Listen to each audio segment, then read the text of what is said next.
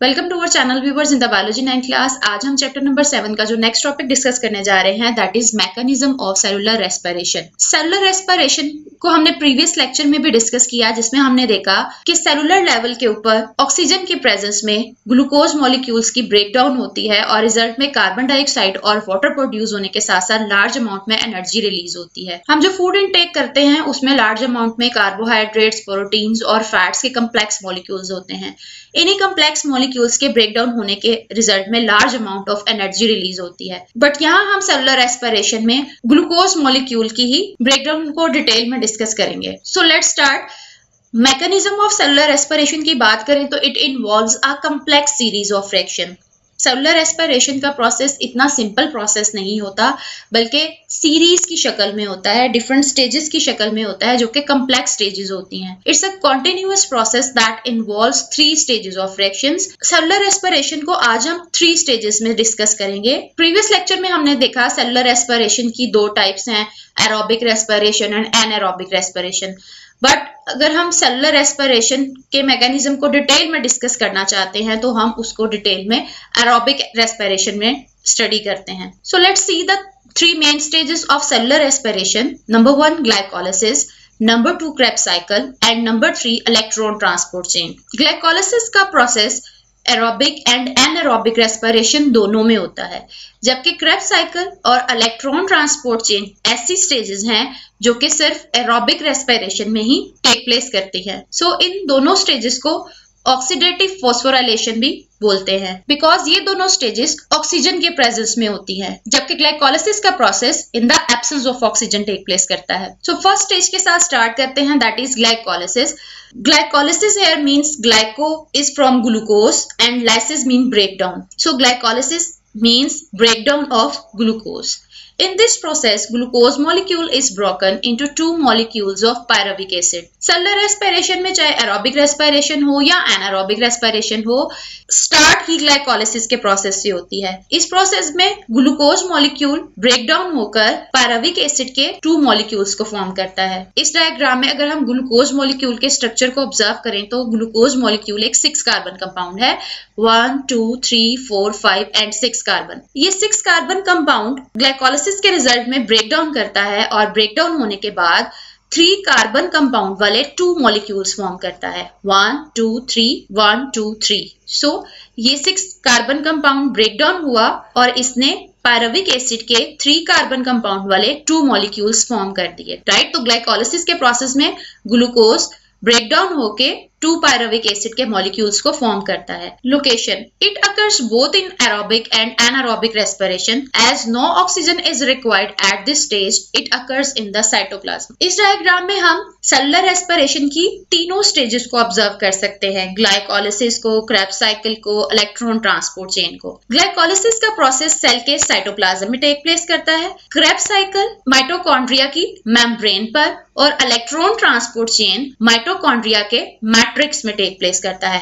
Mitochondria के structure को बहुत डिटेल के साथ हमने सेल बायोलॉजी वाले चैप्टर में डिस्कस किया। सो ग्लाइकोलिसिस के प्रोसेस में पायरुविक एसिड के 2 मॉलिक्यूल्स बनने के साथ साथ एटीपी फॉर्म करती है और इसके अलावा NADH जो कि एक हाई एनर्जी मॉलिक्यूल है वो फॉर्म करता है। अब चलते हैं सेलुलर रेस्पिरेशन की सेकेंड स्टेज की तरफ, that is Krebs cycle. Before entering the Krebs cycle, pyruvic acid is changed into acetyl CoA. In Krebs cycle, pyruvic acid molecules are completely oxidized and there occurs the formation of ATP, NADH and FADH2. Glycolysis के result में बनने वाले molecules like pyruvic acid aerobic respiration में second stage में enter होते हैं, that is Krebs cycle. But ये pyruvic acid Krebs cycle में direct enter नहीं हो सकता, बल्कि पहले convert होता है acetyl CoA में। एसिटाइल CoA की फॉर्म में पायरुविक एसिड क्रेब्स साइकिल में एंटर होता है और वेरियस स्टेजेस से गुजरने के बाद कंप्लीटली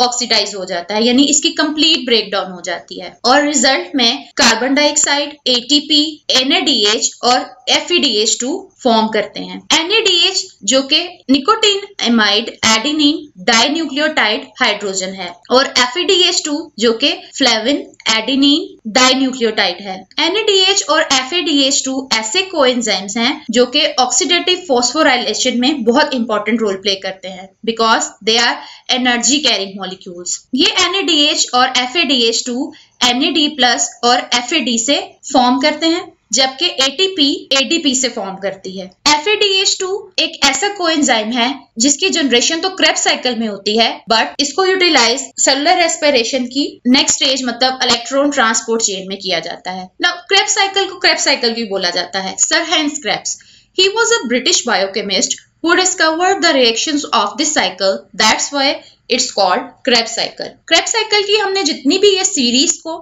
यहाँ पे देखा, इन सीरीज ऑफ फ्रैक्शन को क्रेब जो कि एक ब्रिटिश बायोकेमिस्ट था उसने फर्स्ट ऑफ ऑल डिस्कवर किया। दैट्स वाई इसके नाम की बेस पर इसको क्रेब्स साइकिल बोला जाता है। Now last stage of cellular respiration की तरफ चलते हैं, that is electron transport chain. It is the last stage of cellular respiration. It is the transfer of electrons in an electron transport chain. Electron transport chain को electron transport chain इसलिए बोलते हैं because इसमें एक chain की form में electrons की transfer होती है। नाउ इलेक्ट्रॉन ट्रांसपोर्ट चेन भी वेरियस स्टेप्स में प्रोसीड करता है। यहाँ पर हम इलेक्ट्रॉन ट्रांसपोर्ट चेन के मेन 4 स्टेप्स को डिस्कस करेंगे।